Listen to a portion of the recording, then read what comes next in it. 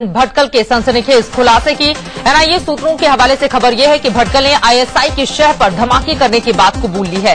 साथ ही यासिन ने कहा है कि उसे धमाकों का कोई अफसोस नहीं है। यासिन भटकल ने पूछताछ में ये कबूला है कि धमाकों के लिए उसे रियाज भटकल से निर्देश मिलते थे क्योंकि आईएसआई ऐसा चाहती है। यासीन ने यह भी माना कि उसे यूपी, बिहार, राजस्थान, कर्नाटक, महाराष्ट्र और राजस्थान में 100 से 120 युवाओं को इंडियन मुजाहिदीन के लिए भर्ती किया है और करीब 2 दर्जन युवाओं को धमाकों की ट्रेनिंग दी है। ये भी माना कि वो 2009 में पाकिस्तान गया था। उसने खुलासा किया कि इकबाल भटकल दुबई में है और रियाज भटकल पाकिस्तान में रह रहा है।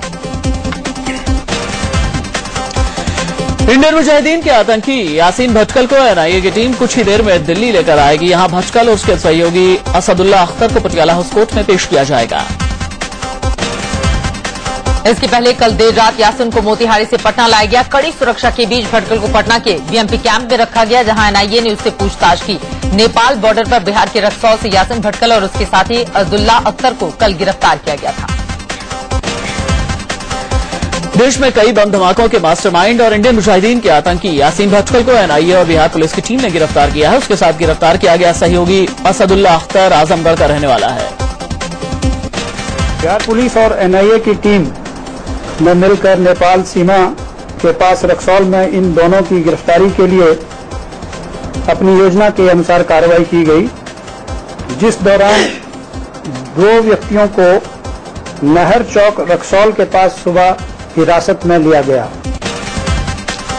केंद्रीय गृह मंत्री सुशील कुमार शिंदे ने बताया कि यासिन भटकल की गिरफ्तारी के बाद उससे लगातार पूछताछ की जा रही है। पूछताछ से कई खुलासे हो सकते हैं।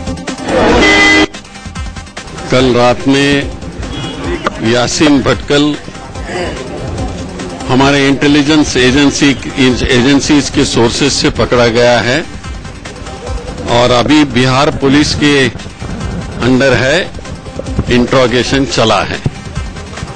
अभी तक तो इतना ही है, लेकिन वो पकड़ा गया ये बात सही है।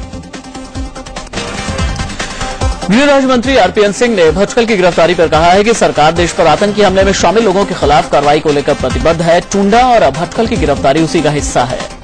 यासीन भटकल को पकड़ा गया है और आगे भी जिन लोगों ने भी इस देश पर हमला किया है या यहाँ के आतंकवादी हमले किए हैं, उनको गिरफ्तार करना इस सरकार की प्राथमिकता रही। और वहीं बीजेपी ने मांग की है कि भटकल को जल्द से जल्द फास्ट ट्रैक कोर्ट में पेश कर कड़ी से कड़ी सजा दिलाने की कोशिश करनी चाहिए। पकड़ने के बाद जल्दी से जल्दी फास्ट ट्रैक कोर्ट में करके इनको सजा देनी चाहिए, सख्त से सख्त, ताकि एक अच्छा मैसेज जाए। यासीन भटकल को पकड़ने के लिए 6 महीने से भारतीय खुफिया एजेंसियां लगी हुई थीं और आखिरकार उसके नेपाल में होने की खबर मिलते ही उसकी गिरफ्तारी का ताना बाना बुना गया। अमेरिकी खुफिया एजेंसी एफबीआई ने इस बारे में अहम इनपुट्स दिए थे।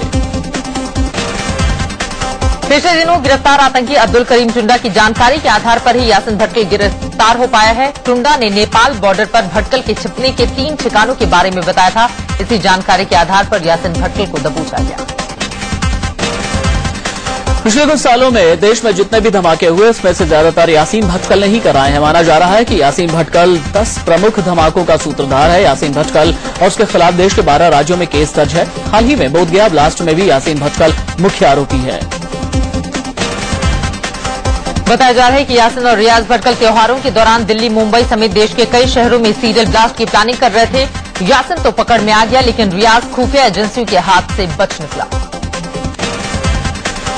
यासीन भटकल को दरभंगा मॉड्यूल का मास्टरमाइंड भी माना जाता है। कर्नाटक का रहने वाला भटकल दरभंगा में युवकों को बहला फुसलाकर आतंकवाद के दलदल में धकेल रहा था। दरभंगा में यासीन डॉक्टर इमरान के नाम से रहता था और नेपाल आता जाता रहता था। गिरफ्तार आतंकी यासिन भटकल को सूरत ले जाया जा सकता है। गुजरात पुलिस को भले ही आधिकारिक तौर पर भटकल की गिरफ्तारी की जानकारी ना दी गई हो, लेकिन वो भटकल से पूछताछ कर सकते हैं। और इस वक्त सीधे रुख करेंगे लोकसभा का।